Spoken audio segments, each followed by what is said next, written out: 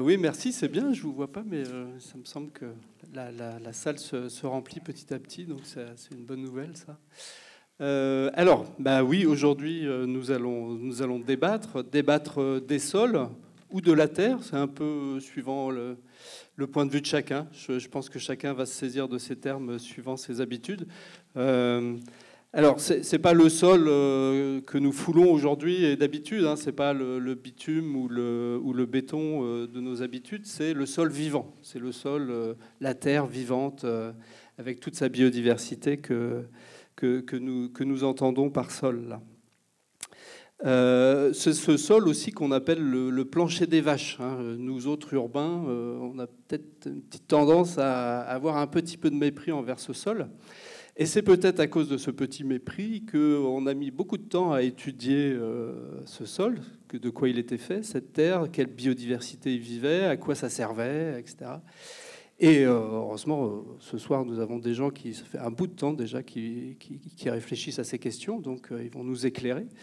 Léonard de Vinci disait « Nous en savons davantage sur le mouvement des corps célestes que sur le sol que nous foulons ».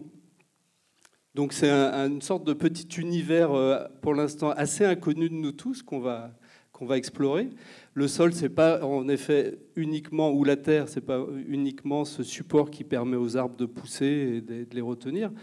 C'est aussi quelque chose de très riche, de biodiversité, et ça sert à énormément de choses. À l'eau, à la filtrer, à la retenir. Ça sert évidemment à notre alimentation, hein, pour toute l'agriculture, mais ça sert aussi à plein d'autres choses. Et je pense qu'avec vous, Claire, nous allons voir tout ça. Alors, pour en parler ce soir, on a invité 3 personnes. Claire Chenu, qui est une scientifique, Donatien Aubert, qui est un artiste, et Pascal Hardy, qui lui est un ingénieur, mais aussi un agriculteur urbain et un chef d'entreprise. Alors les disputes, ça se passe en 3 parties. D'abord, chacun, ils vont avoir 7 minutes pour parler rapidement de leur point de vue. Qu'est-ce que c'est pour eux le sol, la terre, à quoi ça sert, ou est-ce que ça sert à quelque chose, est-ce que ça peut servir à rien et à être beau, simplement, pour un artiste, par exemple. Et ensuite, il y aura une vingtaine ou une trentaine de minutes de débat entre vous pour un échange d'arguments sur justement ces différents points de vue. Et enfin, la seconde heure sera entièrement consacrée à vos questions, à vos interventions, à vos désirs de précision, mais aussi à vos expériences peut-être, celles que vous avez connues avec ce sujet. Et voilà, donc ça sera 2 heures. À 21 heures, on s'arrête, quoi qu'il arrive. C'est pour ça qu'il faut faire assez vite et que je suis le premier à devoir le faire aussi, d'ailleurs. Donc je vais laisser tout de suite la parole à Claire Chenu. Je commence ? C'est à toi de commencer. Ben, moi, je vais vous parler de sol, hein. Alors, le sol, effectivement, c'est un invisible. Nous marchons dessus, hein, et pas que quand c'est du bitume, mais même quand c'est en forêt. De manière générale, on marche dessus et on ne sait pas ce que c'est. C'est l'épiderme de notre planète, une très fine couche de sol, très fine couche qui s'est différenciée, qui s'est formée par interaction entre les roches, les êtres vivants et le climat. Et alors, le sol, ça n'est pas la terre. La terre, on pourrait plutôt dire, c'est un matériau. Avec une pelleteuse, je sors du sol, c'est fini, ce n'est plus du sol, c'est plus un sol. Cette formation naturelle, elle a perdu son organisation, ça devient de la terre, ça devient un matériau. On peut encore y faire pousser des plantes, on peut faire plein de choses avec, mais donc le sol et la terre, c'est pas tout à fait pareil. Et moi, c'est surtout du sol que j'ai envie de parler, même si je m'intéresse à construire des nouveaux sols, mais aux sols naturels. Et les sols sont essentiels, nous en avons absolument besoin, ils remplissent des services. C'est dans les sols que s'ancrent les racines des plantes. Et les sols sont responsables de 90% de la production alimentaire consommée sur la planète, directement ou indirectement. Alors ils poussent les aliments, mais aussi on en sort des fibres, des combustibles, des matériaux. Jean-Hugues l'a dit, les précipitations arrivent sur les sols, c'est là qu'elles s'infiltrent, et donc les sols jouent un rôle dans le cycle de l'eau. Ils affectent aussi d'ailleurs la qualité de l'eau, parce que c'est un vrai réacteur biophysico-chimique qui va retenir des éléments, relarguer, qui va épurer, qui va filtrer. Les sols, depuis toujours, servent à éliminer nos déchets. Aujourd'hui, on pense beaucoup compostage, mais on l'a on a toujours utilisé les sols pour épandre les déchets organiques de nos activités.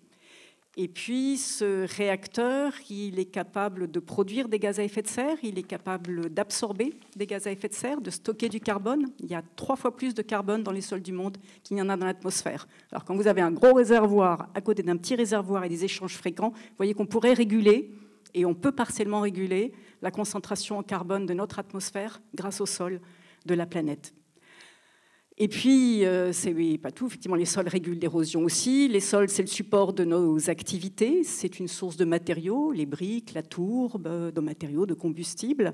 C'est aussi une composante de notre environnement, de notre culture. Il façonne les paysages. Voilà, la beauté, la couleur d'un paysage, elle est souvent due au sol. Ils font partie de la culture. Dans un certain nombre d'activités artistiques, les sols sont impliqués. Nous confions nos morts au sol. Et les sols gardent les traces des activités passées de nos ancêtres. Donc, des multiples services indispensables aux activités humaines, et puis beaux, importants en tant que tels, se formant très, très lentement. Et c'est là qu'arrivent les problèmes, c'est que les sols sont une ressource qui est limitée sur la planète. Ils sont l'objet d'un grand nombre de menaces, l'érosion, la perte de matière organique, perte de biodiversité, salinisation, désertification et l'artificialisation, qui est la menace qui aujourd'hui prend le pas sur les autres en Europe et en France. Et donc, voilà, on a un bien, une ressource naturelle absolument précieuse qui est menacée d'artificialisation en particulier. Donc, artificialiser, c'est le changement d'un usage de sol, d'un usage soit espace naturel, forêt, prairie, culture, à espace urbain, espace industriel, voies de transport, etc. Alors c'est extrêmement important en Europe, extrêmement important en France. Pour vous donner un ordre de grandeur, le taux d'artificialisation actuellement en France, il est de 68 hectares par jour. Alors j'ai été calculé, ça fait plus de 90 terrains de foot par jour. Plus de 90 terrains de foot par jour en France deviennent des bords d'autoroutes, des autoroutes, des voies de chemin de fer, des zones commerciales, etc. C'est phénoménal. C'est phénoménal. Donc on a un vrai souci aujourd'hui de préserver les sols pour les fonctions qu'ils assurent. Alors, on pourrait dire, et je pense qu'on va en discuter, on peut se passer des sols pour pas mal de choses. Entre autres, on peut cultiver hors sol. La question que moi je pose, ça me fait poser un certain nombre de questions. D'une part, on ne peut pas tout cultiver hors sol. Je vois mal produire du riz, du blé, mais les légumes, les fruits, oui. Il faut faire un bilan environnemental, un vrai bilan environnemental. Je pense qu'on reviendra dessus plus tard. Et puis, il ne faudrait pas que la capacité que l'on a à cultiver autrement soit vue comme une manière de compenser la perte de surface en sol, de compenser l'artificialisation des sols. Et là, il y a un véritable danger qui est à intégrer. Alors, j'ai oublié de vous présenter, je suis désolé. En fait... Claire Chenu, prof à AgroParisTech et directeur de recherche à l'INRA. Voilà, ça c'est l'essentiel. Que vous soyez passionné des sols, ça on l'a compris aussi. Et puis vous avez été nommée en 2015 ambassadrice spéciale des sols, pour l'année internationale des sols, par la FAO, qui est l'Organisation des Nations Unies pour l'alimentation et l'agriculture. Pascal Hardy, à votre tour. Alors, là, je vais vous présenter. Vous êtes ingénieur agronome, mais dans une première vie, vous avez cofondé les Cafés Philo en 1992. Donc, vous avez une bonne habitude quand même des débats et des échanges d'arguments, on va dire. À partir de 1998, vous êtes penché sur les questions d'environnement et de développement durable. Vous avez compris tout l'intérêt des techniques des colonnes de culture hydroponique, qui rendent possible de nouvelles formes d'agriculture urbaine. Vous fondez alors Agripolis, puis en 2020 Nature Urbaine, qui est une très grande ferme située sur les toits du 15e arrondissement de Paris. Je vois déjà que vous avez un petit œil malicieux. Je sens que vous allez me contredire sur cette présentation. Mais j'en termine. La plupart de vos produits sont cultivés en hydroponie. L'hydroponie, alors ça c'est Wikipédia, j'y suis allé. C'est la culture de plantes réalisée sur un substrat neutre et inerte de type sable, billes d'argile, laine de roche. Ce substrat étant irrigué d'un courant de solution qui apporte des sels minéraux et des nutriments essentiels à la plante. Jusqu'à là, ça va? Ces techniques sont à la fois adulées et critiquées. Ce qui est certain, c'est qu'elles refondent clairement notre rapport à la terre nourricière. Et c'est sans doute de cela que vous allez nous parler. Merci. Effectivement, merci. Je rajoute que je suis cuisinier amateur et donc attentif à la qualité des produits. On verra que ça a son importance juste après. Je voudrais tout de suite tordre le cou à une ou deux idées reçues. D'abord, par rapport à l'agriculture urbaine, qui est mon sujet, il s'est passé, grosso modo, 5 années depuis qu'on a commencé à voir ça émerger en France. Mais c'est quelque chose qui a émergé dans beaucoup de pays. Je vais y revenir très brièvement après, il y a plus longtemps. Et ça fait bien longtemps que l'agriculture urbaine, en tout cas la plupart des acteurs, ne prétendent pas remplacer l'agriculture classique. Vous avez tout à fait raison, on ne peut pas tout produire et on ne peut pas faire non plus n'importe quoi avec ces formes de culture-là. Donc ça, c'est une première chose. Deuxièmement, l'agriculture urbaine existe déjà et elle existe partout. Alors l'agriculture urbaine, sans se lancer dans des définitions, parce qu'on adore ça en France, mais je ne suis pas très féru de ça, mais grosso modo, vous avez d'un côté des pratiques très low-tech. On récupère dans la banlieue de Dakar des bidons de pétrole, on met de la terre et on fait une production vivrière devant la maison, avec une préoccupation principale qui est la sécurité alimentaire. Jusqu'à l'autre bout du spectre, des cultures hydroponiques dans des hangars en milieu totalement conditionnés et contrôlés, aux États-Unis notamment, avec des plantes à rotation rapide, hein, des jeunes pousses, du mesclin, des choses comme ça. Installations qui sont en elles-mêmes de véritables catastrophes environnementales, puisque le premier poste de coût est de très très loin, c'est l'énergie dans ce genre de choses. Et puis ça génère énormément de plastique, tout un tas de choses. Donc vous voyez déjà qu'il y a tout un spectre et il faut savoir de quoi on parle. Alors moi je vais parler de ce que l'on fait nous et relier ça évidemment à la question des sols, mais il faut se méfier des globalisations, des généralisations, parce qu'il y a des pratiques low-tech, high-tech, il y a des pratiques qui sont installées sur des délaissés urbains, donc qui utilisent directement des sols. Et un sol urbain, c'est quoi? C'est soit artificialisé, soit donc des délaissés et donc là, si c'est artificialisé, ben on va chercher, comme nous, à aller ailleurs, par exemple sur des toits, ou bien des délaissés urbains qui sont des sols très complexes, souvent avec des mélanges de gravats ou de la pollution de la couche supérieure, etc. Donc, il faut savoir effectivement de quoi on parle. Et nous, ce qu'on essaye de faire, c'est de montrer qu'il y a un modèle dans lequel on peut faire de la production locale, hyper locale même. Hein, et une des motivations principales, c'est par exemple de supprimer les kilomètres alimentaires, mais pas que. Et vertueux. C'est-à-dire que dans la pratique de ce que vous voyez sur les reportages qui ont été faits, notamment sur cette ferme que vous citez, on part avec des plants bio, pas d'hybride. On utilise toutes les méthodes du bio, même si on n'a pas le label.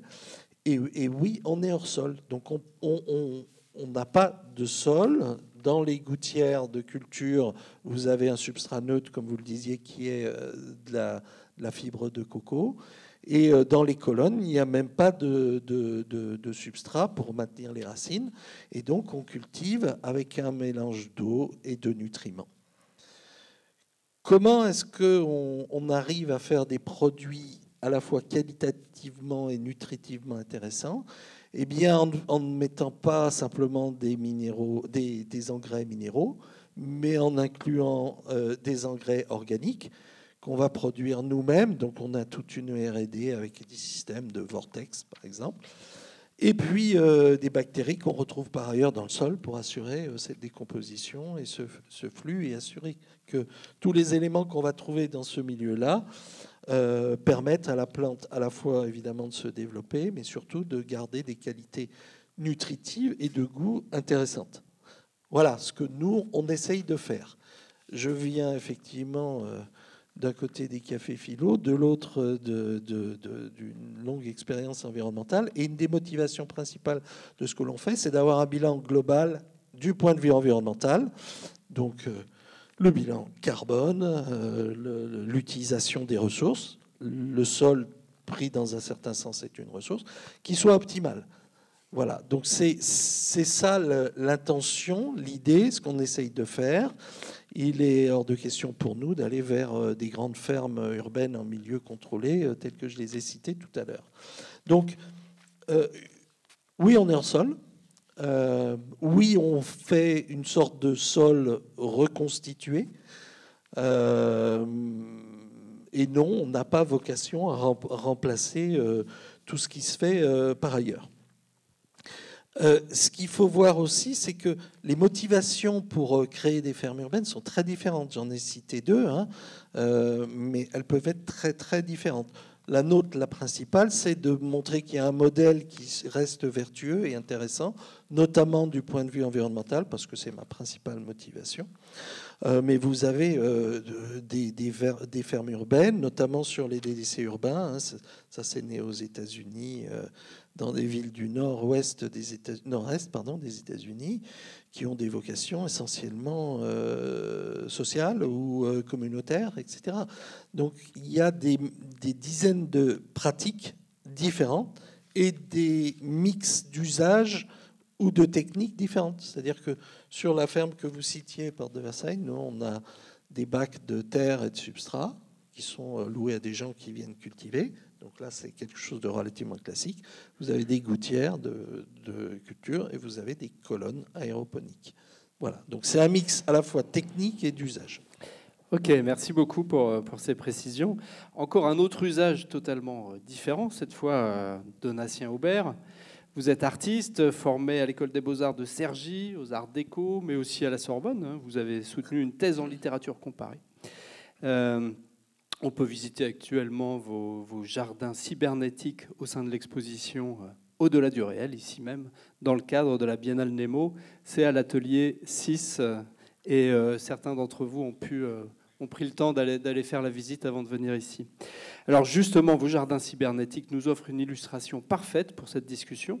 Ce sont des œuvres végétales, et de belles œuvres végétales, elles poussent bien, elles se portent bien visiblement, qui baignent dans une lumière artificielle dont elles tirent leur énergie.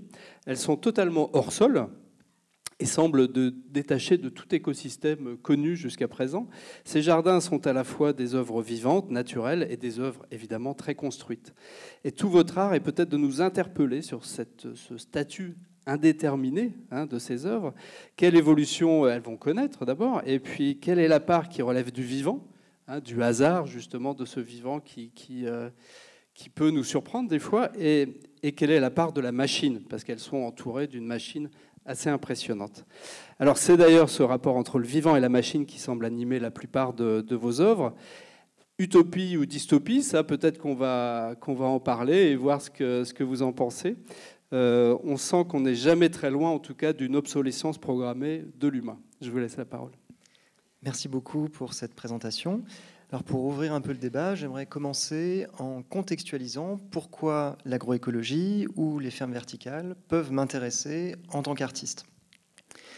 Avec les mutations anthropologiques qu'a provoqué la modernité, de nombreux sujets sont venus sur la table dans le champ de l'art plastique et les artistes se sont vus dévolus le statut, bien souvent, d'anticipateurs des changements sociétaux. C'est toujours vrai à l'heure actuelle, puisque le public a encore cette attente vis-à-vis des artistes, en particulier dans le champ des collaborations art-sciences et des arts numériques. Alors, évidemment, je pense qu'on n'attend pas de nous que nous agissions comme des futurologues, mais plutôt que nous cernions, que nous mettions en relief les transformations actuelles des savoirs, des techniques, mais aussi des imaginaires, qu'ils soient politiques, sociaux ou culturels. Ça tombe bien puisque dans mon cas, ça fait plusieurs années que je me passionne pour les transformations anthropologiques et épistémologiques qui nous touchent aujourd'hui. Plus particulièrement, depuis plusieurs années, je me suis intéressé au legs de la cybernétique. Alors, la cybernétique, qu'est-ce que c'est ? C'est un mouvement technoscientifique des années 1940 qui, si je résume, est à l'origine de quantité de développement dans le domaine de l'informatique, de la robotique et de ce qui allait devenir l'intelligence artificielle. Pour ces raisons, la cybernétique a structuré de nombreux imaginaires de nos sociétés numériques. Et donc, en analysant son héritage, son legs, on peut mieux comprendre comment, aujourd'hui, est pensé le rapport du vivant à la ville, du vivant à l'industrie, et donc, par extension, comment sont pensées, par exemple, l'agriculture urbaine ou les fermes verticales. Donc, pour essayer de contextualiser plus précisément les liens entre la cybernétique et l'écologie, il faut rappeler, parce que je pense que c'est quelque chose que le grand public ne sait pas forcément, que la cybernétique a popularisé la représentation du monde comme un ensemble thermodynamique, qu'elle a aussi relayé la représentation de la biosphère comme étant découpée en de multiples écosystèmes. Et enfin, les premières simulations climatiques ont été réalisées à partir d'un ordinateur à Stanford qui a été conçu par John von Neumann, qui est un éminent cybernéticien. Donc, ordinateur qui, au départ, avait été conçu pour connaître la répartition des ondes de choc des arsenaux nucléaires. Donc, il y a eu une transformation, en fait, avec la cybernétique, notamment, de certaines applications qui étaient militaires au départ et qui vont permettre ensuite de modéliser le climat, de connaître plus finement les environnements. Donc ça, c'est un ensemble de données qu'il est important, je pense, de connaître et qui sont restituées dans le film qui accompagne l'installation Les Jardins cybernétiques, qui sont effectivement visibles dans l'atelier 6 au 104. Il y a un autre aspect aussi qui est abordé dans le film qui accompagne l'installation, c'est que la cybernétique a aussi largement influencé des architectes et des urbanistes qui étaient conquis par l'imaginaire de l'écologie politique. On le voit très bien dans les projets de Yona Friedman, par exemple, qui voulait édifier ce qu'il appelait des villes-continents, qui auraient logé en fait ses habitants dans des mégastructures à plusieurs dizaines de mètres au-dessus du sol pour le libérer à des fins agricoles. Puis on retrouve la même chose en fait chez Ron Heron, un membre du groupe Archigram, qui avait conçu des villes mobiles, donc des sortes d'araignées gigantesques qui auraient été interconnectées par des passerelles tubulaires télescopiques, des villes dans lesquelles auraient là aussi été créées de l'agriculture, en l'occurrence ce qu'on peut aujourd'hui assimiler à des fermes verticales. Alors évidemment, à cette époque-là, donc là on parle des années 60 et 70, ces architectes sont inspirés par des référentiels qui viennent de la science-fiction et proposent des modèles qui ne sont absolument pas praticables, ce qui est assez intéressant. Mais néanmoins, la radicalité de leur imaginaire a inspiré de nombreux développements. Alors aujourd'hui, dans l'éco-conception, par exemple, dans les projets aussi d'architecture morphogénétique, et puis bien sûr, avec ce qui se développe autour des fermes verticales. Alors, si on doit étudier ce qui va opposer peut-être ou réunir l'agroécologie et les fermes verticales, ça c'était plus ou moins abordé dans le film, c'est déjà, je pense, ce qui réunit les deux, c'est la volonté de ne pas utiliser d'insecticides et de pesticides pour permettre les cultures, et aussi d'éviter l'exploitation des sols au point où ils deviendraient infertiles. Alors comme ça a été dit, dans l'agroécologie, ça va être en mimant très finement des écosystèmes dont on peut admirer la résilience. Et puis du côté de l'agroécologie, c'est en se passant complètement, du côté des fermes urbaines et avec l'hydroponie et l'aéroponie ou l'aquaponie, c'est en se passant complètement de l'usage des sols. Alors au-delà de ces questions, ce qui va peut-être vous séparer, mais je n'ai pas envie d'anticiper les discussions qu'on va avoir ensuite, c'est déjà, la manière dont sont envisagées dans l'agroécologie d'un côté et dans les fermes urbaines de l'autre, les dépenses énergétiques, donc que ce soit les dépenses énergétiques avec l'électricité ou la dépense avec d'autres ressources comme avec l'eau, par exemple. Donc ça, c'est un premier aspect. Et puis l'autre chose aussi, c'est que chacune de ces méthodes va instituer de nouvelles formes de pouvoir, puisque l'agroécologie va donner un nouveau pouvoir aux écologues. Et puis symétriquement, les ingénieurs qui vont proposer des modèles de fermes urbaines clés en main vont, là encore, gagner l'écoute des décideurs publics. Alors juste à titre d'information, sur les 55 millions d'hectares que compte le territoire français métropolitain, au début des années 2010, seuls 28 millions étaient dédiés aux activités agricoles. Donc de ce point de vue-là, on comprend bien, comme ça a été dit, que les fermes urbaines ne remplaceront jamais l'intégralité de la production agricole réalisée dans des sols, justement. Après, les questions, je pense, qui vont se poser aussi, ce sera en quoi, finalement, les fermes urbaines permettent de lutter contre l'artificialisation des sols. Est-ce que c'est le cas ou pas? Parce que, juste, je termine là-dessus, il y a des projets de fermes verticales qui ont pour but d'investir des bâtiments qui ont été abandonnés, donc dans ce cas-là, a priori, pas d'inquiétude.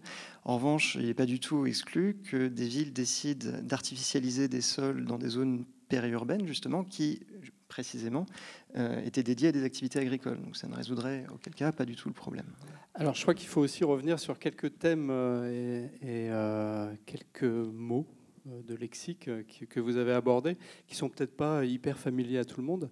Alors, l'agroécologie, par exemple, Claire, est-ce que vous pourriez nous définir rapidement ce que c'est que l'agroécologie? C'est une forme d'agriculture qui mobilise le plus possible le vivant et les processus naturels.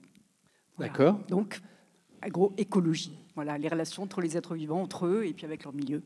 C'est-à-dire qu'on intervient très peu pour favoriser ces... C'est pas forcément qu'on intervient très peu, mais on intervient pour essayer de favoriser des processus naturels. Oui, voilà. Sans mettre... Mais ça ne veut pas dire qu'on intervient très peu. C'est une agriculture qui, en tout cas, est extrêmement consommatrice en savoir, en savoir-faire et en intervention, ne serait-ce que surveillance de l'état des ravageurs dans son champ.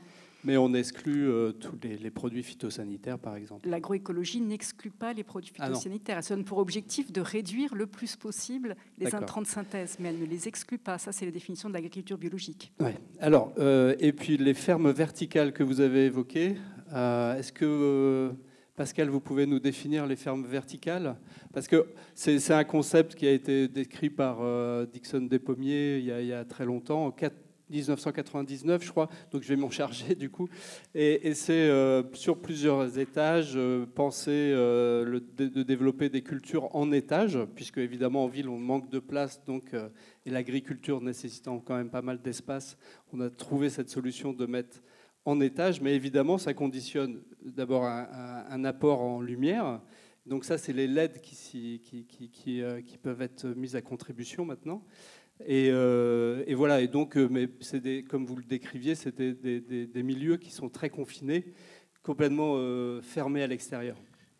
Oui, une petite précision. En fait, cette forme-là d'agriculture, c'est un peu de chiffon rouge, mais on trouve, allez, grosso modo, deux variantes.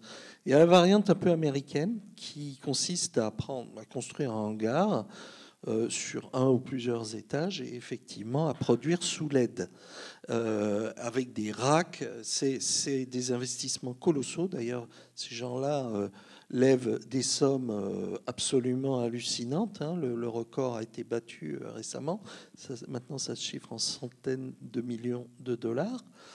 Et donc, c'est des formes, je ne reviens pas dessus, mais on voit très bien ce que ça peut être. Des racks entiers de salades ou de jeunes pousses sous LED, etc. Il y a une autre forme dans ce qu'on appelle véritablement l'agriculture verticale avec des étages qui est plus asiatique, et notamment à Singapour. Vous avez des fermes comme ça qui sont étagées, soit sur plusieurs étages, soit, autre aberration à mon sens, des systèmes de gouttières qui sont sur des crémaillères qui tournent devant des baies vitrées immenses sur 30 mètres de haut pour pouvoir bénéficier de... Enfin, je vous laisse imaginer à la fois le coût carbone du truc en fonctionnement, mais aussi en construction. Juste ça. Enfin, pour moi, c'est un peu des aberrations.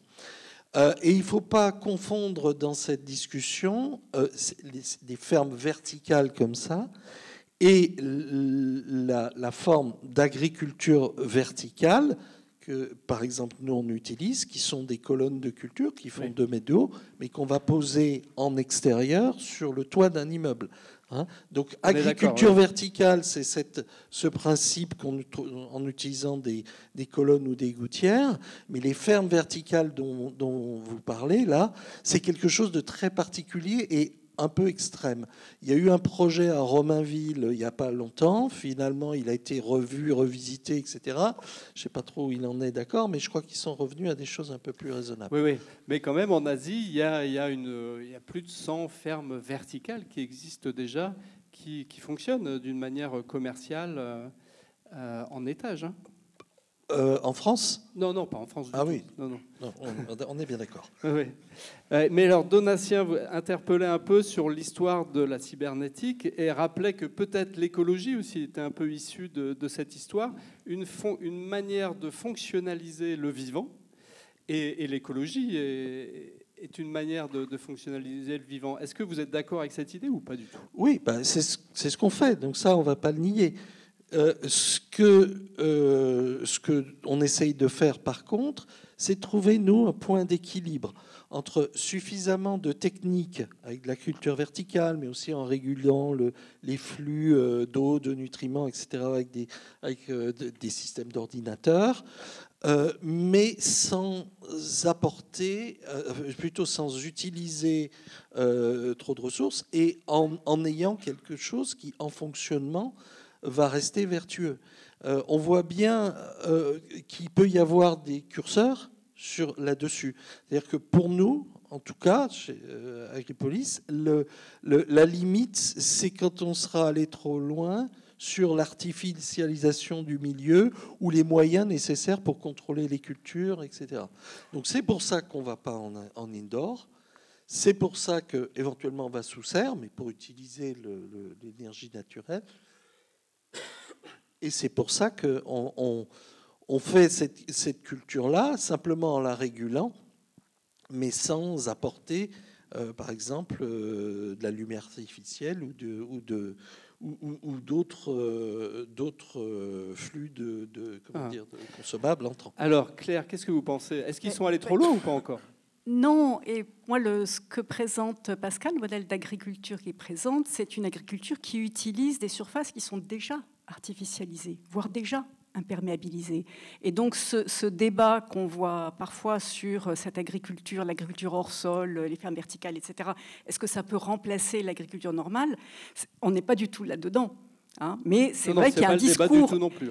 Non, mais non. Pas sur ce débat. Par contre, il est réel qu'il y a un discours triomphaliste d'un certain nombre de documents, notamment sur des fermes qu'a décrites Pascal, sur le fait que ça puisse remplacer l'agriculture, on va dire, de pleine terre pour nourrir des villes entières. Et pour moi, la question se pose, dans quelle mesure ça met en danger les sols en place. Elle ne se pose pas pour l'agriculture urbaine, elle se pose pour l'agriculture sur des grandes surfaces, sous serre, qui, elle, artificialise. Qu'est-ce qui se passe dans le sud de l'Espagne ? Là, on artificialise pour faire de la culture hors sol. Là, on va porter atteinte à la biodiversité des sols. Là, on va... Mais pour moi, on n'est pas là-dedans. Par contre, je trouve ce qui se pose vraiment, c'est la question de que faire de ces espaces artificialisés et imperméabilisés en ville. Qu'est-ce qu'il faut en faire ? C'est de la production alimentaire ou des espaces récréatifs ? Il y a aussi pas mal de choses actuellement sur la production d'énergie avec le solaire. J'y connais rien, donc mais voilà. Et puis, comment associer, quelle balance entre du low-tech, du high-tech ? Ça n'a pas les mêmes qualités. En termes de bilan environnemental, c'est à regarder très très finement pour les deux. Je peux le dire, là on a mené avec Baptiste Grard, on a coordonné un projet sur les sols de micro-fermes urbaines, donc des fermes qui produisent, à Paris, qui produisent des légumes et qui n'ont pas d'objectif commercial. Ce sont des projets éducatifs, des projets sociaux. Dans un certain nombre d'entre elles, la consommation d'eau était terrible. par ailleurs, elles ont un bilan très intéressant, carbone très intéressant. Voilà, donc il faut les regarder très finement. Mais pour moi, voilà, c'est beaucoup. Qu'est-ce qu'on fait de nos espaces artificialisés et imperméabilisés en ville? Et comment empêcher l'artificialisation? Pascal Hardy, vous vouliez prendre la parole? Oui, juste un petit complément qui ajoute à ce qui vient d'être dit. Ce qui est intéressant d'observer, c'est que les fermes qui sont créées, en fait, déterminent tout le système alimentaire et toute l'organisation qui va autour. Et vous prenez les fermes en Espagne, c'est un secret pour personne, c'est du quasi-esclavage du point de vue social, avec des passeports confisqués à des migrants marocains, etc. C'est une catastrophe pour ce qui est du transport routier, etc., pour ce que ça rejette dans le milieu et dans la mer, etc. En fait, c'est tout un ensemble. Ce que déterminent ces fermes indoor aux États-Unis, c'est une quasi-obligation d'avoir des débouchés dans des supermarchés avec des produits qui sont sous plastique, etc., etc. En fait, il n'y a pas de hasard. Ça crée des systèmes alimentaires et plus largement des organisations qui déroulent leur propre logique. Et donc, ce qui est intéressant de considérer, c'est que pas simplement l'aspect technique ou comment les visions qu'on a, qu'elles viennent de la cybernétique ou d'autres choses, vont produire des fermes, mais c'est qu'est-ce que ça produit en tant que système alimentaire et en tant que système d'organisation sociale autour. Et si on le regarde sous cet angle-là, c'est encore plus intéressant parce qu'on voit tous les tenants et les aboutissants de ce qu'est une ferme urbaine verticale. Et effectivement, le fait de faire des fermes hors sol, ça a une implication sur ces systèmes alimentaires et ces organisations. Mais effectivement aussi, ce qu'on essaye de faire, c'est de récupérer des surfaces qui de toute façon sont inutilisées et déjà artificialisées. Et alors, vous vouliez préciser que justement vous aimez la bonne chair. Est-ce que, puisqu'il y a 80% à peu près des tomates que nous consommons aujourd'hui en France sont issues de cultures hydroponiques et que certaines d'entre elles, je crois que vous êtes d'accord sur ce point-là, n'ont pas beaucoup de goût. Alors, est-ce qu'on peut se passer des tomates en plastique? Mais est-ce qu'on peut se passer de la terre pour cultiver ou est-ce qu'on a vraiment besoin de la terre pour avoir du goût dans nos tomates? Alors là, je vais être court parce que je ne veux pas m'épuiser la parole, mais ça, c'est peut-être un sujet de débat. Moi, mon credo, en tant qu'amateur, effectivement, c'est de dire la chose suivante. On peut faire des choses fantastiques en pleine terre, on le sait, on le voit, etc., comme on peut faire, pardonnez-moi l'expression, de la merde. Avec pas les bons plans, pas les bonnes méthodes de culture, etc. Moi, j'ai tendance à dire que c'est la même chose avec nos systèmes. On peut faire des choses fantastiques, et c'est ce qu'on essaye de faire en utilisant les méthodes de, entre guillemets, j'aime pas le terme, mais reconstituer ce qui se passe dans le sol avec du minéral, de l'organique, des bactéries, etc. Et on peut faire de la merde.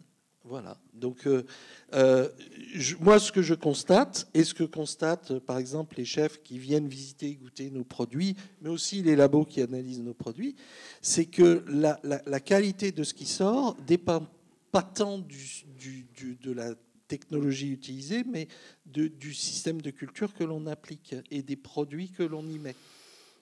Alors, Claire, est-ce qu'on a encore besoin de la terre pour avoir des bonnes tomates ?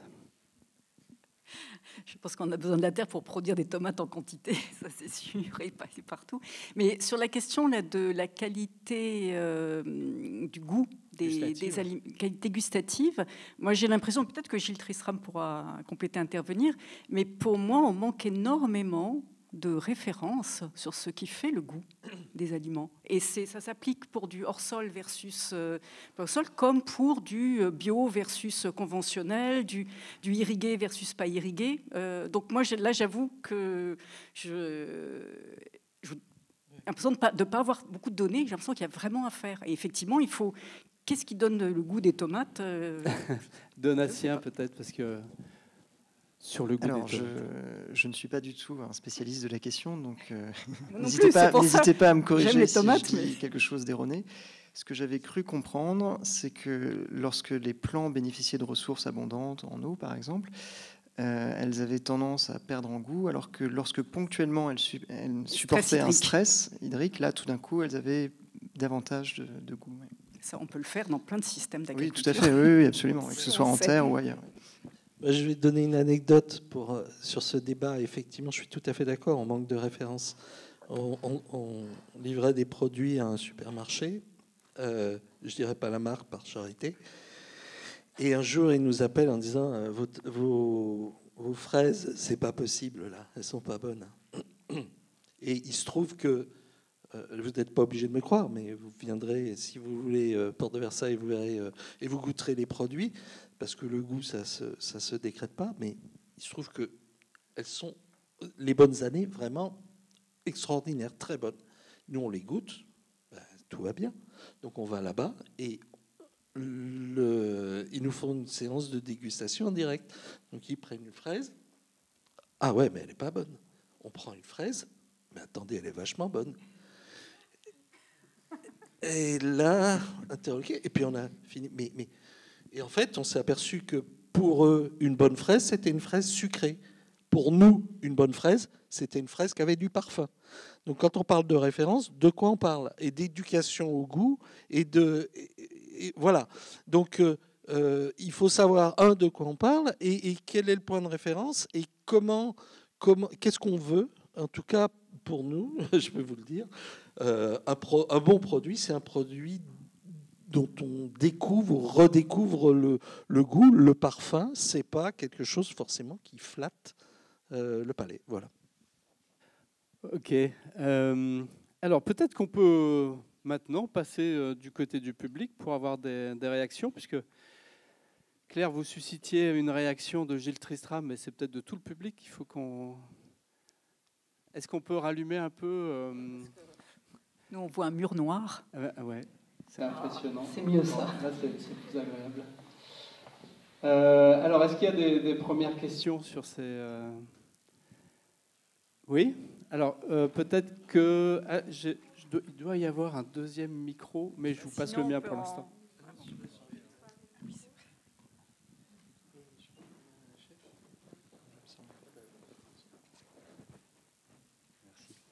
C'était pour rebondir sur le dernier exemple que vous citiez, je voulais vous poser la question à tous les trois, à quel degré vous placez l'importance en fait d'une forme d'éducation du goût ou de réappropriation de ce que peut être le goût, les différentes sensibilités du goût et toutes ces déclinaisons pour revenir à des formes d'agriculture raisonnée ou de production qui par peut-être le fait qu'elle respecte toutes ces déclinaisons-là, puisse amener à des formes de production plus raisonnées. Est-ce que cette réflexion-là a un sens et à quel point elle peut être importante si elle a un sens? Qui a envie de répondre? Juste commencer en disant que pour moi, il y a effectivement, nous en sommes à un stade où il y a besoin d'une éducation de nouveau au goût.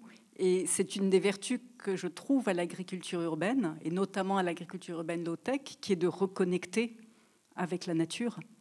Alors, pas reconnecter avec le goût, mais en tout cas reconnecter avec la nature. C'est tout à fait vrai. D'ailleurs, il n'y a pas que la question du goût dans ce registre-là, c'est de savoir comment ça pousse. Hein.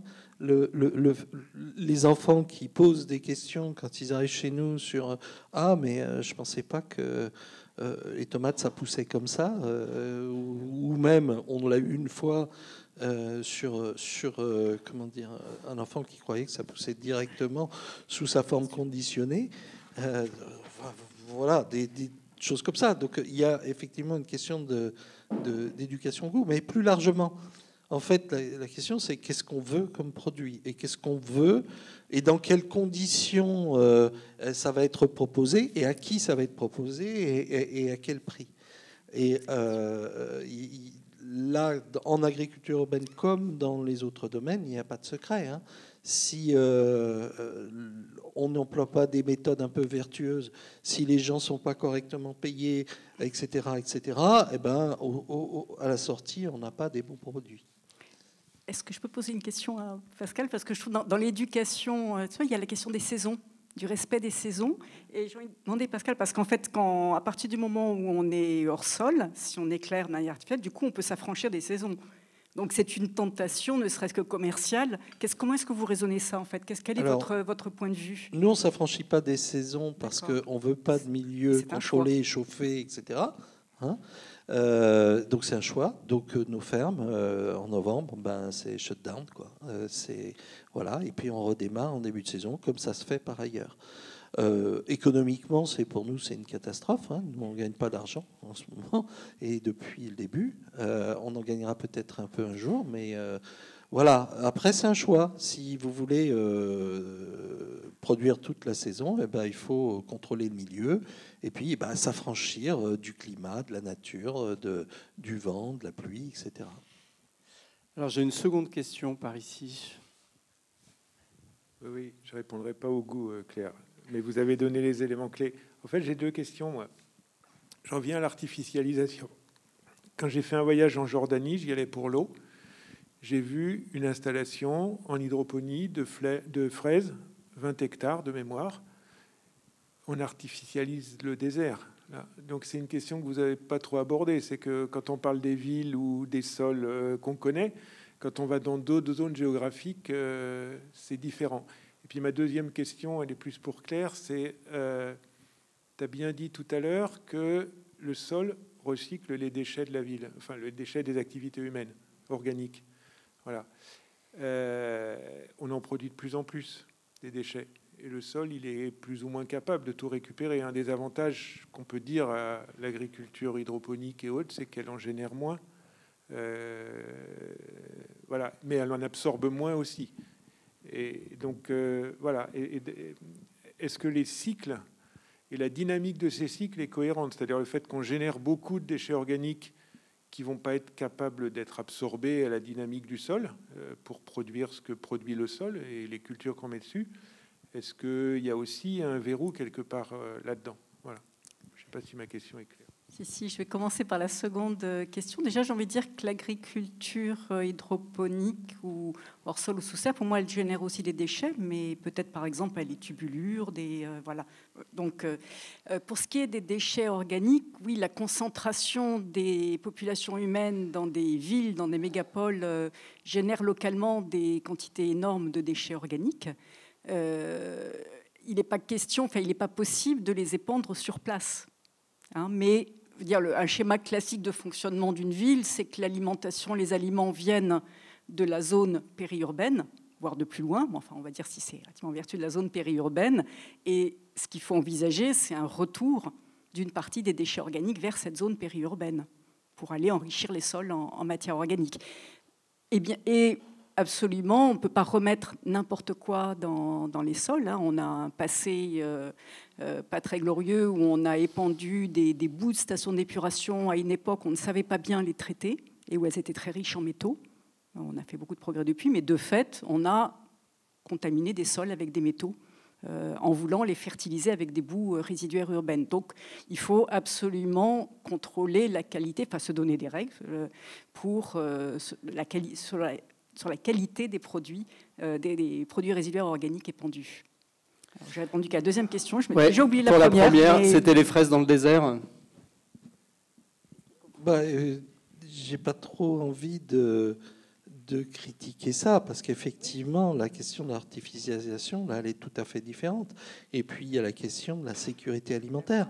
Moi, je ne peux pas en vouloir aux Singapouriens qui n'ont aucun espace et dont l'essentiel des légumes viennent par avion d'autres pays, d'essayer de construire des fermes verticales. Ça n'aurait aucun sens dans le Val-de-Loire ou dans la vallée du Rhône.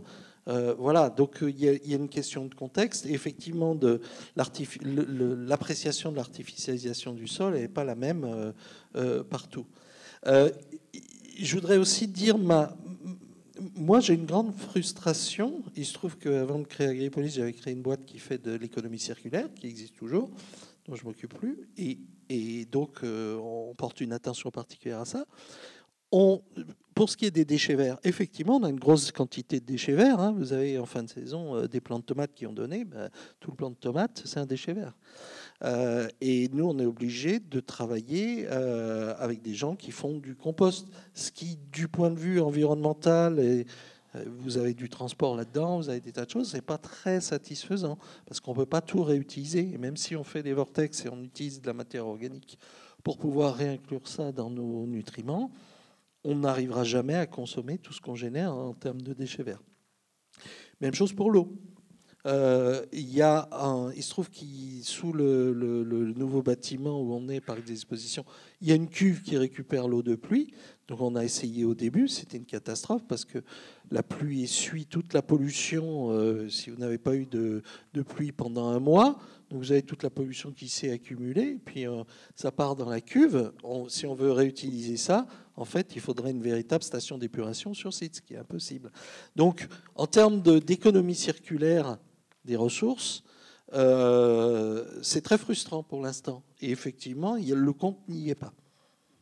Justement, pour rebondir sur ce qui vient d'être dit, la vision des pommiers de créer donc des fermes en circuit fermé qui exploiteraient les eaux usées et les eaux grises, ça vous paraît totalement irréaliste du coup? Oui, ne serait-ce qu'une question d'échelle. Vous ne pouvez pas créer une station d'épuration pour des eaux sur un bâtiment. Oui, voilà, il faut mutualiser. Donc il faut un réseau de collecte. Donc en fait, oui, ça demande des projets architecturaux gigantesques. Mais Dickson des Pommiers allait plus loin. Il pensait qu'on pouvait refaire les grands châteaux de Bordeaux, les vignes des grands châteaux à New York. Est-ce que ça vous semble raisonnable ou pas? Si on n'a plus besoin de terre maintenant. Trouver d'abord la vigne, je ne sais pas, la vigne en hors-sol, ça se fait?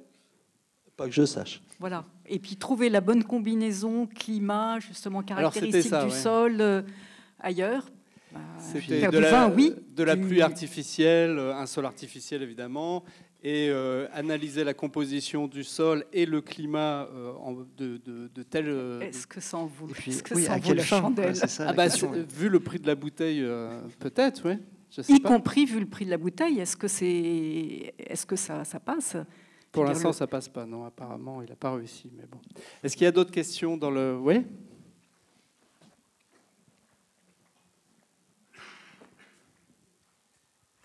Merci. Pour continuer sur ce propos, est-ce qu'on peut imaginer un jour, et c'est peut-être à M. Hardy que je vais poser la question, d'avoir des terroirs en agriculture, hydroponie, etc., en travaillant, je sais pas, sur les bactéries ou des choses comme ça? Ça m'étonnerait parce que par définition, il y a une forme de délocalisation géographique, ne serait-ce que parce qu'on décolle du sol et qu'on monte quelques étages au-dessus. Ce que je vois plutôt, c'est de caractériser, de cerner des ensembles de pratiques. Et par exemple, ces pratiques, enfin, ce que nous, on essaye de faire, de trouver ce point d'équilibre entre suffisamment de technique pour quand même être productif, etc., mais pas trop pour garder à la fois les aspects qualitatifs, etc. Et donc, caractériser des ensembles techniques comme ça, donc de méthodes de culture, oui, ça. Mais terroir, non, je ne vois pas comment ça pourrait voir le jour. Oui. Pour rebondir en fait à la question des terroirs, est-ce que vous ne craignez pas une uniformisation des goûts quelque part et du coup qui serait liée à des pratiques, à des conventions de pratiques une fois qu'on serait vraiment au top des pratiques et finalement ça correspondrait peut-être à des zones géographiques mais il n'y aurait plus en fait des qualités de différence propres innées au sol. Oui, c'est une question intéressante. Mais même des sols artificiels, ne sont pas tous les mêmes, j'imagine. Voilà, et moi j'ai par exemple travaillé à AgroParisTech sur des sols reconstitués, des sols construits, qu'on construit à partir des déchets de la ville. Une couche pour faire très très simple, une couche de briques ou une couche de débris de taille, et au-dessus des composts, des mélanges de résidus de champignonnières. Voilà. Oui, on a plein de modalités de sols, et là ce sont des sols artificiels construits. Alors c'est inscrit dans une économie circulaire, mais on n'a pas analysé le goût des aliments, mais je peux imaginer que il n'y aurait pas une uniformisation du goût. On est dans la version low-tech de l'agriculture urbaine, on est d'accord. Oui, mais ce que je veux dire, c'est que on est déjà ce sont des sols construits. Déjà. Oui, tout à fait. Voilà, et je pense que il y a le marc de déjà café avoir une aussi. diversité. Et j'imagine qu'entre et puis les doses. Alors, est-ce qu'on peut varier les doses en hydroponie? Bien sûr, on les adapte sans arrêt, Régime on les de- adapte au climat, parce que s'il pleut, ben, vous récupérez quand même de l'eau de pluie dans vos gouttières, etc. Vous changez en fonction du stade d'évolution de la plante. Si vous êtes en phase de fructification, c'est pas la même chose qu'en phase de floraison, etc. Donc oui, ça, on varie sans arrêt et on adapte sans arrêt. Donc c'est ces méthodes-là, effectivement, qui pourraient faire l'objet d'une caractérisation particulière. Ce qui est assez marrant, c'est que nous, ça va totalement répondre à votre question, mais nous, on est obligé d'aller sur des variétés originales, à la fois parce qu'on veut faire des choses intéressantes, mais aussi pour des raisons économiques. Et on ne va pas se mettre en concurrence avec le sud de l'Espagne pour faire de la tomate Roma F1. Nous, on fait pas ça. On produit pas ces tomates-là. On produit de la tomate ananas complètement tordue, mais non. Quand on fait de la tomate cerise, on fait de la Star Gold, qui est une variété jaune qui ne ressemble pas à ce que vous trouvez dans les supermarchés, etc. Donc en fait, c'est assez bizarre, mais pour des raisons économiques, nous, on est obligé de se différencier. Et puis aussi parce qu'on veut que les produits soient marquants du point de vue goût et que ce soit des choses que les gens ne connaissent pas par ailleurs. Oui.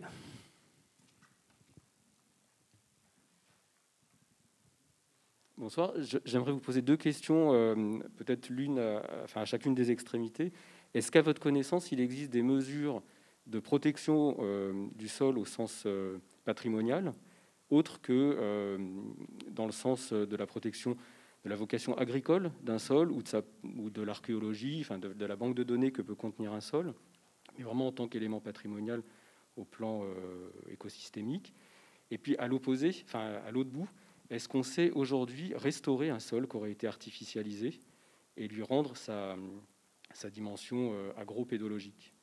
Est-ce qu'on sait faire ça? Vous disiez en introduction que la constitution d'un sol, c'est extrêmement long, mais est-ce qu'on peut accélérer les choses avec les connaissances actuelles? Alors, sur la protection des sols contre l'artificialisation, en France, donc, il y a une mesure qui a été introduite, un objectif qui a été introduit avec la loi biodiversité, qui est le zéro artificialisation nette, pas brute, mais nette. Et voilà, ce que ça vise à protéger, ce sont les sols agricoles, forestiers et sous occupation naturelle. Donc ça ne concerne pas que les sols agricoles. Il se trouve que l'artificialisation en France, elle touche les sols agricoles. À 80%, 90%, c'est les sols agricoles. Pourquoi? Parce que c'est ceux qui sont autour des villes. Les sols les plus fertiles, ils sont autour de villes. Les villes, elles se sont installées là parce que les sols étaient fertiles historiquement. Donc voilà, dessus. Sinon, est-ce qu'on peut restaurer des sols dégradés? Oui, et si on parle par exemple de sols, alors ça dépend combien ils ont été dégradés, hein. S'ils ont été érodés et que les 20-30 cm de surface sont partis, voilà, il va falloir un certain nombre de décennies pour y arriver. Mais des sols qui ont été appauvris en matière organique, appauvris en biodiversité, tel que c'est le cas dans beaucoup de sols de grande culture, en France, en Europe et ailleurs dans le monde, oui, par des pratiques agroécologiques, notamment par des pratiques qui visent à couvrir le sol en permanence par de la végétation, donc faire de la photosynthèse, donc entrer du carbone dans le sol, stimuler ainsi la biodiversité du sol et la restaurer. Oui, là, en un certain nombre d'années, c'est plutôt en décennies, une décennie, on arrive à améliorer, à restaurer les sols. Je crois qu'on a une nouvelle question ici. Moi, c'était finalement pour reprendre la question qui a été posée à ma gauche, qui s'adressait un petit peu à Pascal, c'est quelle est la place qui est laissée au hasard? Ce que je pense comprendre, c'est que vous avez une approche assez low-tech, avec un nombre de capteurs assez limité. Finalement, la question induite, c'est quels sont les paramètres que vous suivez dans le cadre de votre processus de production? C'est très simple. On suit les flux d'eau, enfin les flux de liquide, donc quantitativement. On suit l'électroconductivité qui permet de déterminer on va dire la densité de nutriments, d'engrais qui sont présents dans l'eau. et on suit le pH, c'est-à-dire l'acidification, la basification du milieu, pour pouvoir l'équilibrer. Un milieu fermé, hein, puisque je ne l'ai pas dit, mais l'idée, c'est d'avoir une boucle totalement fermée et de tout réutiliser. C'est-à-dire qu'il n'y a aucun écoulement, rien du tout. Donc ça permet d'utiliser à peu près 10% de l'eau qu'on utiliserait par ailleurs pour produire la même chose. Même chose pour les nutriments d'ailleurs. Donc cette boucle fermée a une fâcheuse tendance à faire varier le pH, et donc il faut régulièrement remettre de l'acide pour pouvoir rééquilibrer. Donc on suit essentiellement ces 3 paramètres. Le reste, voilà, il y a le vent, il y a la pluie, il y a la température, mais bon, ça, on n'y peut rien. On n'a pas évoqué finalement la disposition, enfin, je veux dire, la disposition d'ensoleillement, c'est un paramètre important dans le cas de culture. La question que je me posais, enfin, je sais notamment à New York, il y avait un projet de développement qui consistait à apporter de la lumière naturelle par fibre optique en surface souterraine. Quelle perspective vous y voyez par rapport Quelqu'un connaît ce projet? Non? Non, j'ai vu un projet similaire, mais bon, que d'efforts, que d'installations, etc., plutôt que d'aller dans un endroit qui soit correctement exposé. Enfin, je veux dire, tout ça pour faire pousser des salades. D'autres questions? Oui. Peut-être que, ouais, on peut faire passer le micro là-bas.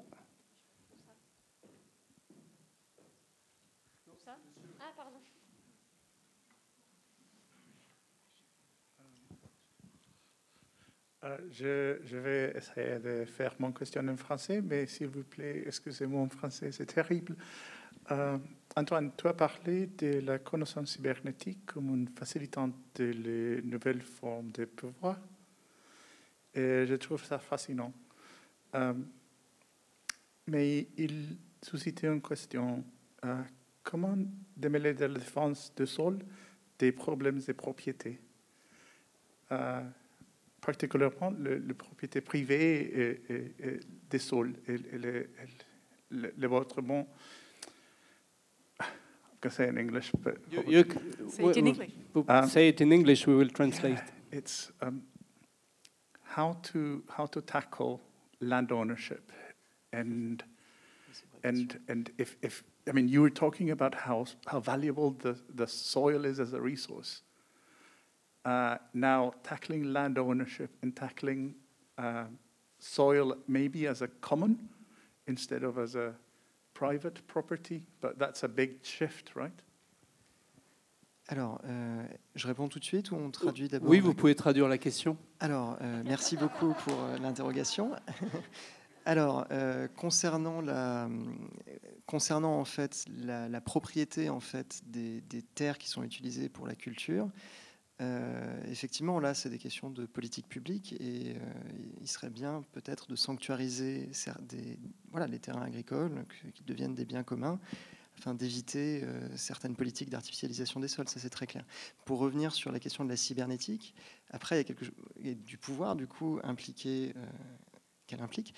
Quelque chose d'assez intéressant et qui me paraît utile de préciser, c'est que parmi les premiers promoteurs en fait de fermes verticales, donc d'agriculture urbaine dans des espaces complètement conditionnés, on trouve des gens comme Jeff Bezos, qui sont le CEO d'Amazon, donc qui est un libertarien, anarcho-capitaliste. Bon, je veux dire, c'est pas étonnant de voir ce type d'acteurs mobilisés dans cette industrie. C'est même parfaitement logique. Surtout quand on pense à ces projets d'exploration spatiale, où finalement il y a une espèce de continuité technologique entre ce qui serait proposé pour l'aérospatiale, pour des cultures extraterrestres par exemple, et ce qui peut se passer en termes de culture hors sol dans des lieux parfaitement conditionnés.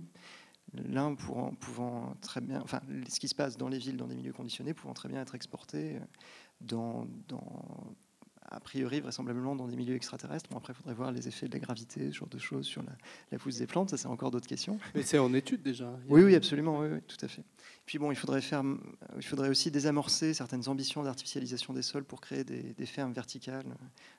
Parce qu'il y a une chose qu'on oublie peut-être un petit peu, c'est qu'on parle souvent du fait que les fermes verticales permettent de diminuer la production de dioxyde de carbone liée au fret des denrées alimentaires.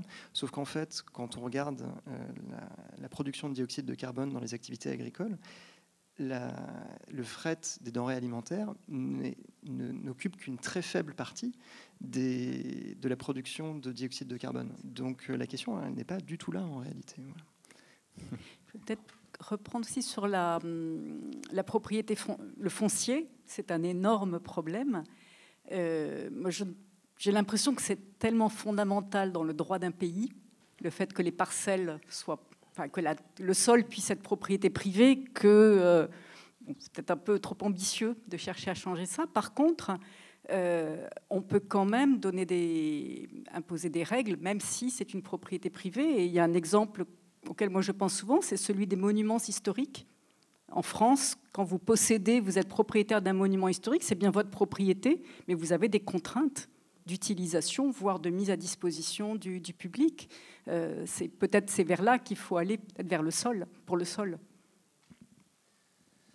Mais le foncier est un énorme problème, et il y a un problème en France et en Europe, et puis dans bien d'autres pays du monde, où ceux qui gèrent le sol, les agriculteurs, ne sont pas propriétaires, n'ont aucune garantie de durée de leur contrat. Alors à quoi bon faire des efforts pour bien entretenir son sol si on ne sait pas si l'année suivante on va être là ou ailleurs? Oui, Pascal? Oui, juste sur la cybernétique. Une autre idée après concernant le carbone, mais sur la cybernétique. Ce qu'il y a derrière, très souvent, ces utopies ou ces dystopies que l'on projette, c'est que la technologie va tout résoudre. Hein, et que ce qui est important, en tout cas c'est ce qu'on essaye de faire, c'est penser, et c'est une des leçons de l'époque, hein, avoir une pensée systémique. Et c'est pour ça que tout à l'heure je parlais à la fois de système alimentaire, de système d'organisation, et pas forcément se focaliser sur la technique qui elle, est une variable, un curseur presque. En tout cas, c'est comme ça que je le vois, savoir jusqu'où aller et où s'arrêter, quoi. Donc c'est important de se détacher effectivement de cette vision comme quoi technology is the solution, comme on dit aux États-Unis, et ça va tout résoudre. C'est en tout cas, pas une idée européenne, et deux, pas une idée pour moi actuelle. C'est vraiment la grande leçon de l'époque. La deuxième chose, c'est sur le carbone. Il se trouve qu'on vient d'aboutir sur une mesure complète avec des experts externes, hein, parce que quand on prétend avoir des résultats, si on a notre propre mesure, ça ne va pas. Mais on vient de terminer une mesure comparée du coût carbone, enfin des émissions carbone de ce que nous faisons, en incluant tout, hein, l'amont, l'aval, la fabrication de nos colonnes, tout. Et puis une production en Espagne, sous serre. Bon, et ça fait état d'une différence énorme. Je pense que c'est important d'être là, pour le coup, dans la mesure de tout ce que l'on prétend faire. On constate une différence et on en est au stade où on se demande si on doit aller dans une logique d'émission de certificats carbone, puisqu'on a un différentiel d'émission, on peut, entre guillemets, le valoriser, ou si au contraire c'est une mauvaise idée. Mais en tout cas, c'est important d'avoir cette mesure pour savoir de quoi on parle. Alors, est-ce qu'il y a de nouvelles questions qui se présentent ? Juste si je peux ajouter quelque chose. Pour revenir sur l'emprise de la technique sur ces différents projets, je suis parfaitement d'accord avec ce qui a été dit. Moi, ce qui m'intéresse personnellement dans le travail que je présente à l'atelier 6, c'est la fonctionnalisation en fait du monde. Comment est-ce qu'on est arrivé aujourd'hui à un stade où finalement les technologies numériques ont une emprise de plus en plus importante sur nous-mêmes, aussi sur le vivant. Et donc, l'un des messages que j'espère faire passer, c'est qu'il faut continuer à avoir un regard sur le vivant qui est poétique, en fait, continuer à chérir les relations qu'on a avec le vivant et pas juste rentrer dans un rapport de préservation qui serait conditionné par l'idée de survie, par exemple, ce genre de choses. Et voilà, ça me paraissait important de le préciser. Mais Jeff Bezos, il a une vision assez politique à sa manière de l'exploration. C'est une forme de romantisme assez onirique, effectivement, du rapport qu'on a au vivant, mais qui suit un horizon qui est complètement post-apocalyptique. En fait, chez lui, comme chez Musk, le désir de coloniser Mars, par exemple, ça répond chez eux à la peur d'un risque existentiel, en fait, que la vie ne soit plus possible sur Terre. Alors, pour différentes raisons, ça peut être un hiver nucléaire, autre chose, un astéroïde, enfin une météorite qui viendrait frapper la Terre, ou ce genre de choses. Ce qui, en soi, n'est pas impossible, hein, très clairement, mais très peu probable. C'est une question de priorité qu'on me faisait l'avocat du diable. Oui, bien sûr. Oui. Mais ça, c'est particulièrement intéressant parce que, en fait, cette idée que d'un côté, il faille aller à bride abattue vers une artificialisation du vivant, des systèmes de production tels qu'on les a décrits, aller conquérir le Mars, la Lune ou je sais trop quoi, et que d'un autre côté, on doit avoir des parcs nationaux totalement préservés où on ne met même pas le pied, avec même ces projets-là de forêts primaires dans lesquelles plus personne n'a le droit d'aller, ça va ensemble. C'est-à-dire que d'un côté, on sacralise, il y a un petit résidu de nature, et de l'autre, je pense que ce n'est pas la bonne approche. La bonne approche, c'est effectivement avoir une pensée systémique et essayer d'améliorer notre relation à la nature quand on est en pleine nature, mais aussi quand on est hors nature, en ville. Hein, et les deux me paraissent antinomiques. Oui. Et ça me fait penser, moi, à une assimilation qu'on fait très souvent, qui est de considérer que l'agroécologie, c'est low-tech. Pas forcément. Je veux dire, pas forcément. Et l'agriculture de précision peut être utilisée en agroécologie. C'est-à-dire placée précisément où on apporte les matières organiques fertilisantes, les engrais, les organismes vivants qu'on utilise pour de la lutte biologique. Voilà, il n'y a pas forcément, on peut utiliser des drones en agroécologie, voilà, il n'y a pas forcément dissociation entre techniques et le fait d'essayer de favoriser, de s'appuyer le plus possible sur des processus du vivant. Alors Pascal, justement, il y a un souci avec l'hydroponie, par exemple, c'est que vous ne pouvez pas obtenir le label bio. Oui, ça tient à la manière dont il est défendu en France. On ferait la même chose, je crois, au Danemark, on aurait droit au label bio. Par les méthodes qu'on utilise, puisque pas de pesticides, lutte intégrée, insectes, etc. Voilà. On aurait droit à ce label. Bon, après, c'est un débat qui est plus politique et qui tient à la tradition. Mais peut-être aussi à la vision que décrit Claire, c'est qu'on oppose les deux. C'est-à-dire que... Peut-être. Sur les toits d'AgroParisTech, où nous avons donc ces sols à base de déchets de la ville et auxquels on respecte certains aspects du cahier des charges bio, c'est-à-dire pas d'intrants de synthèse, on n'a pas droit au label bio, puisque ce sont des sols fabriqués. Mmh. Est-ce qu'il y a d'autres questions dans le... Oui, oui, peut-être que c'est bien.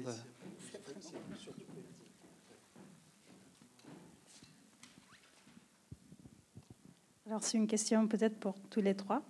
Paris, aujourd'hui, dans une logique d'optimisation des ressources d'énergie et ville verte, disons, si on veut être le plus vert possible, le plus écolo possible, le peu d'espace ouvert qui nous reste, qu'est-ce qu'il faudrait faire? Il faudrait avoir des sols, créer des sols, il faudrait faire l'agriculture urbaine. Voilà. Alors, réponse des trois. Alors, très concrètement, ça va être un peu politique. Il y a des jardins ouvriers à Aubervilliers qui ont été menacés de destruction en raison des JO, en fait. Bon, peut-être que préserver ces espaces de culture, c'est important, finalement. C'est juste un exemple parmi d'autres. Mais effectivement, comme ça a été dit auparavant, l'artificialisation, elle est continue, en fait, des sols. Et dans les villes, ou à proximité des villes, c'est un vrai problème, puisque, précisément, les sols les plus fertiles sont à proximité des villes. Donc, c'est un souci qui est réel. Moi, j'aurais tendance à dire qu'il faut garder l'agriculture urbaine sur des zones qui sont déjà artificialisées ou inemployées, donc essentiellement des toits. que aussi l'artificialisation, c'est pas binaire. Il y aurait plusieurs enjeux, évidemment, mais par exemple, quand vous décidez de faire en sorte qu'un parking d'hypermarché ne soit plus totalement couvert de bitume, mais qu'il y ait des zones, par exemple avec des dalles, des plots et de l'herbe, et qu'ils puissent absorber de l'eau de pluie, hein, c'est qui est un des usages, enfin plutôt un des services rendus par le sol. Ben vous évitez qu'il y ait lors d'orages, hein, qu'il y ait des ruissellements plus importants, etc. Donc on peut aussi, non pas désartificialiser, mais freiner cette tendance-là. Et puis, moi, j'aurais tendance à dire, effectivement, les endroits qui ne sont pas encore artificialisés, gardons-les. Et nous, on était solidaires, d'ailleurs, des pétitions qui ont circulé sur Aubervilliers, et on les a signées volontiers parce qu'il n'y a pas de raison d'aller chercher là des surfaces de sol, alors qu'il y a tellement de friches urbaines déjà artificialisées sur lesquelles on peut construire, par exemple, dans cette zone-là. C'était un non-sens. Et Claire, alors ? Et oui, protéger de l'artificialisation, que ce soit les jardins urbains d'Aubervilliers ou le campus d'AgroParisTech à Grignon, qui est promis à un bel avenir immobilier. La question, c'est qu'effectivement, pour réduire l'artificialisation, ça suppose de réduire l'étalement des villes, donc densifier les villes. Et c'est là, pour moi, il n'y a pas de réponse. La réponse, elle n'est pas... Voilà, c'est où est-ce qu'on va mettre le curseur pour densifier plus. Alors Paris est une ville déjà extrêmement dense, donc je ne pense vraiment pas qu'on puisse faire plus, mais on ne peut pas désartificialiser dans Paris. Par contre, on peut végétaliser. On peut effectivement essayer d'utiliser les surfaces qui existent pour plus de nature, qu'elle soit à usage récréatif ou production alimentaire. Et là encore, la réponse, elle ne peut pas être l'un ou l'autre. C'est forcément les différents usages. Et pas oublier, dans les espaces artificialisés, un jardin public, le gazon dans un jardin public, c'est un espace artificialisé. Il y a là, bien souvent, des stocks de carbone dans le sol bien plus importants que dans un sol agricole. Il y a parfois une biodiversité du sol qui est plus importante que dans un sol de grande culture. Donc, voilà, artificialisation. Enfin, ce sont des espaces artificialisés. Pour moi, l'objectif, c'est le plus possible de nature en ville, avec des usages différents, et puis usages, je disais, récréatifs, mais esthétiques également. Est-ce que vous êtes satisfait des trois réponses qui vous ont été apportées ou Oui, je pense que je cherchais plus peut-être dans le bilan optimisation, disons, pour avoir une ville plus écologique, bilan carbone, bilan même en pensant à combien ça coûte d'amener des légumes dehors. Est-ce qu'il vaut mieux avoir, par exemple, on pense à un toit, c'est déjà artificiel. Il vaut mieux avoir des plantes pour créer un espace vert, voilà, ou du sol pour avoir des insectes, pour purifier l'air, ou il vaut mieux avoir pousser des légumes pour ne pas les amener des plus loin. Oui, ou aussi apporter des arbres fruitiers au lieu des arbres d'ornement. On peut, c'est aussi un mouvement qui existe, ça ? Dans une ville dense comme Paris, on ne pourra pas nourrir les Parisiens avec les surfaces qui existent de Paris, même si on alors les faire très respirer. fort, même si Pascal... Est-ce qu'on pourrait les faire respirer un peu talent, mieux ? Est-ce qu'on pourrait les faire respirer un peu mieux ? Parce qu'il y a quand même intramuros dans Paris, il y a une pollution très forte quand même. Alors, de ce point de vue-là, il y a plusieurs projets d'éco-conception qui ont vu le jour, et clairement la création de coulées vertes, par exemple, de rubans urbains continus avec de la végétation, ça permet déjà de verdir les espaces, de les rendre plus agréables, de peut-être limiter marginalement la pollution, et puis surtout pour la biodiversité, c'est bien, parce que ça permet aux animaux de circuler aussi. Voilà. Oui, et puis il ne faut pas penser de manière binaire non plus. Sur Porte de Versailles, nous, ce qu'on fait, c'est de la végétalisation productive, on va dire, mais on a aussi des zones de graminées pour pouvoir à la fois absorber l'eau de pluie et puis ramener de la biodiversité. Donc, il faut plutôt penser mixité des installations et des services rendus. Alors, j'ai une nouvelle question. Donc, en étant optimiste, on peut considérer que l'agriculture urbaine va participer à la trame verte, ce qu'on appelle la trame verte, ou peut-être de manière pas extrêmement importante, mais tout de même pas de manière nulle. Est-ce qu'on peut espérer qu'un jour l'agriculture urbaine puisse, alors pas celle sur des supports artificiels, mais puisse participer à la trame brune, à une certaine continuité des sols?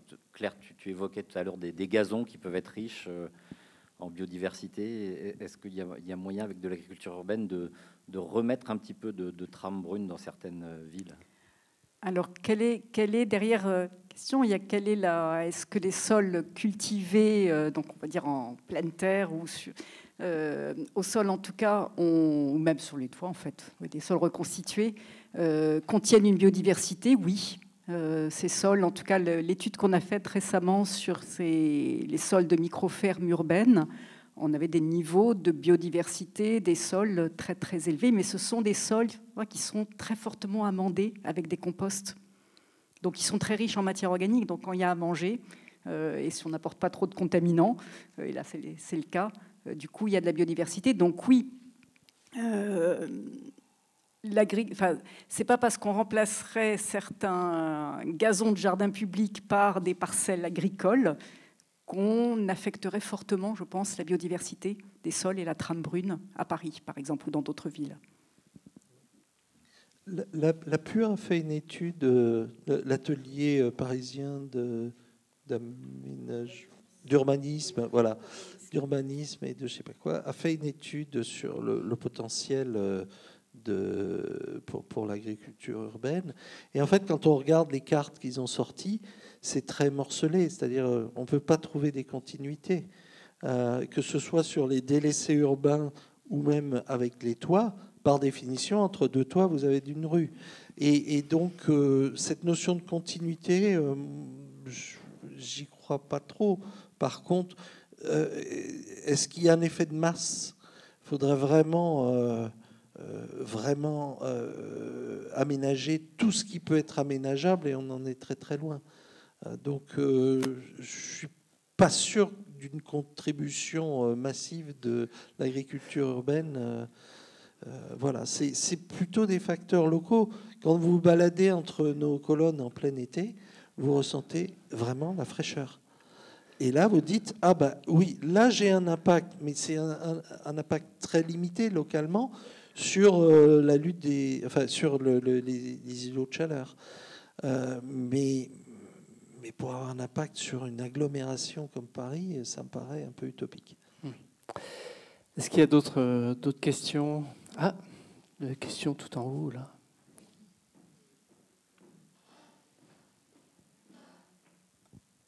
Merci. En vous écoutant, avec toutes ces initiatives que vous évoquez, je commence à m'interroger. Est-ce que pour vous, le grand public est un obstacle ou un partenaire dans toutes ces initiatives? Je veux dire, les attentes de ne pas payer cher les légumes et les fruits. Et comment vous travaillez cette démarche d'aller vers un public qui va soutenir et aider à répondre à tous ces projets? Merci pour cette question. Alors, c'est compliqué. On vient au 104.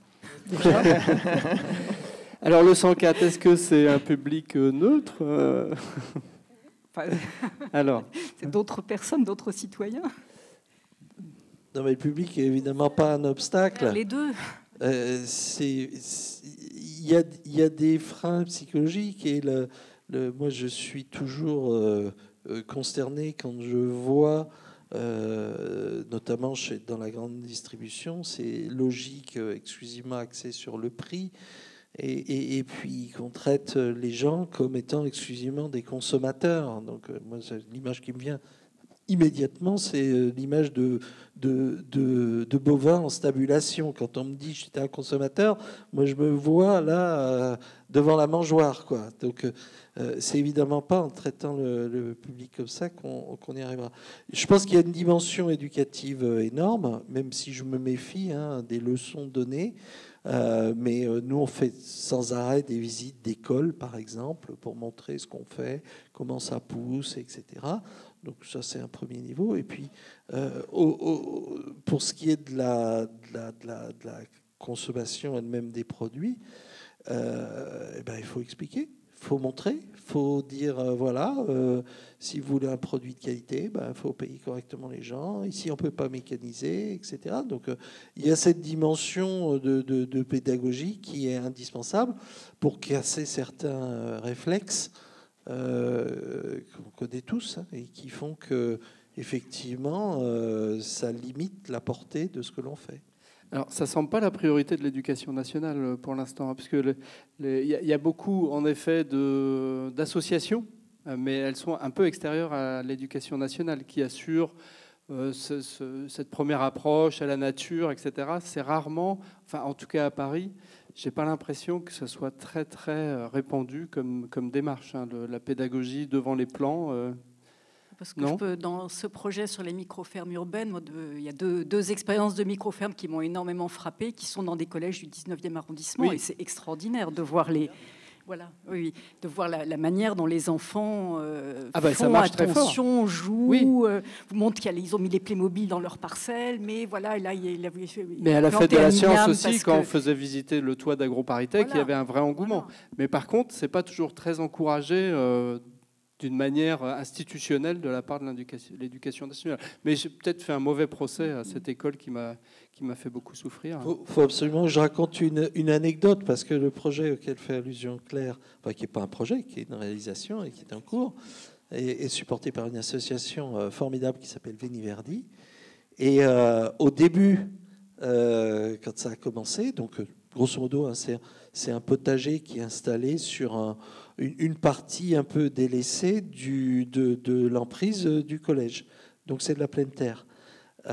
Au début du projet, il y avait besoin de bras, et ce que faisaient les profs du collège, c'était quand quelqu'un était puni, plutôt que de l'envoyer en colle, on l'envoyait sur la ferme urbaine. En fait, en un an, ça s'est complètement retourné. C'est-à-dire que les élèves étaient volontaires pour aller bosser sur la ferme urbaine. Et il y en a plusieurs qui sont venus voir la responsable de l'association en lui disant « Mais j'ai trouvé ce que je veux faire.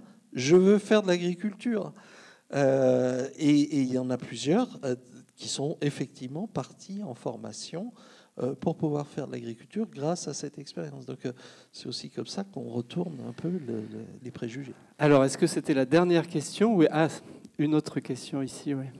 Merci. En fait, pour vous relancer encore là, sur la question qui vient de vous être posée et sur les réponses que vous commencez à apporter, pour être vraiment plus clair ou plus précis ou aller plus loin, à qui, selon vous, incombe la responsabilité pédagogique de faire prendre conscience au grand public que tout cela a un coût, qu'il y a des variétés de goût, d'appréciation des publics et tout ça. Parce que là, vous parlez effectivement des actions que vous menez, vous, voilà. Mais est-ce que cette responsabilité pédagogique-là, est-ce qu'elle peut être listée? Est-ce qu'il y a un état des lieux qui peut être fait à ce niveau-là? Est-ce que vous avez une vision là-dessus, un regard là-dessus? Voilà. Alors, est-ce que Donatien, Claire... Je n'ai pas une vision très claire des programmes de l'éducation nationale. Moi non plus. Sauf que je trouve que l'enseignement des sciences nat, c'est bien désincarné. Mais... Très désincarné, voilà, oui. Par contre, quand une association désincarné. comme Graines de Troc confie des graines de tomates rares à des collèges avec la mission de les faire pousser et fructifier, ça marche très bien. Mais en effet, chaque fois qu'on cite des exemples, là, ce sont des associations. Oui. Bon. C'est vrai que la coupure, la méconnaissance des cycles, du fonctionnement de la nature et de tout ce qui est comment la nature soutient l'alimentation, elle est terrible et elle touche c'est bien une éducation de masse qui est nécessaire au sens ça concerne énormément de personnes.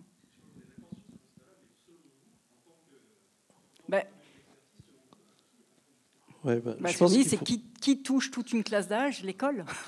L'école, mais pas que. C'est-à-dire que, mais ça c'est une conception de l'éducation aussi. On ne va pas faire un débat sur l'éducation parce que ça va vite devenir politique. Mais L'éducation, c'est pas l'enseignement. L'éducation, c'est au sens large. C'est les parents, c'est les associations, c'est tous les gens qui, de près ou de loin, vont interagir non seulement avec les plus jeunes, mais aussi quand on est adulte.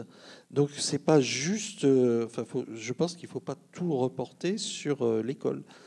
Voilà. Et puis au-delà de la pédagogie, je pense qu'on est dans le secteur culturel, on est de nombreux artistes à traiter de ces questions et à aussi les rendre accessibles au grand public. Voilà, je voulais préciser ça également.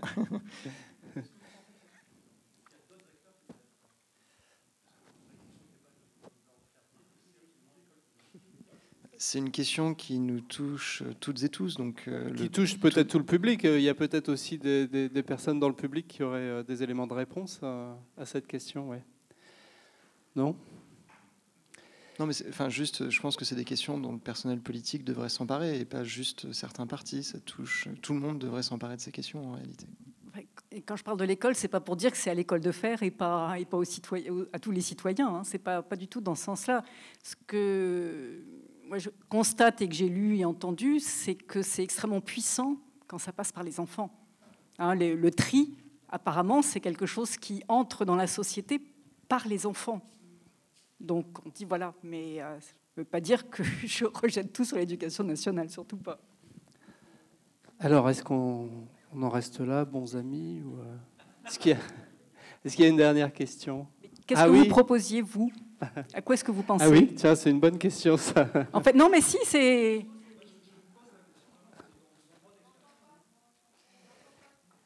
Monsieur disait que c'était une vraie question posée auprès des experts et qu'il n'avait pas des éléments de réponse. Mais je vais tendre le micro pour une dernière question. Pas beaucoup tout plus en haut. expert. Je vais vous poser une dernière question, mais justement, vous, en tant qu'ambassadrice des sols, est-ce que vous êtes sollicité par le gouvernement ou quelle a été votre mission ? Alors, c'était pendant une année. C'était l'année 2015 a été décrétée par Nations Unies année internationale des sols. Et effectivement, à temps partiel, je me suis mise à disposition pour intervenir sur les sols dans des milieux des milieux des pays et des contextes très différents. Est-ce que j'étais interrogée par le gouvernement ? Ça fait bien. Mais j'ai été, il se trouve cette année-là, ça a un peu provoqué, mais j'ai été auditionnée par le CESE, j'ai été auditionnée par un groupe de hauts fonctionnaires à qui on avait Conseil économique, social et environnemental, auditionnée dans le cadre d'une étude qui avait été confiée à des hauts fonctionnaires des ministères de l'écologie et de l'agriculture. Enfin oui, j'ai eu plusieurs occasions, on va dire, et puis j'étais moi-même responsable d'un programme de recherche pour le ministère de l'écologie. Donc j'ai eu, oui, l'occasion de parler de sol et de débattre de sol avec des personnes au gouvernement. Mais c'est pas le gouvernement qui est venu me voir. C'est plus, oui, j'ai discuté, débattu avec un certain nombre de personnes, en particulier dans les ministères, donc au CESE, dans les ministères de l'écologie et de l'agriculture. Oh. Et eu présenté à plusieurs reprises devant des ministres de l'agriculture et de l'écologie de différents pays à la FAO à Rome. Bon, merci à vous trois d'avoir accepté cette invitation. Merci. Merci. Merci à vous tous. Et puis beaucoup au 104 qui nous a accueillis d'une manière incroyable. Merci à vous. Et bonne soirée à vous tous. Merci.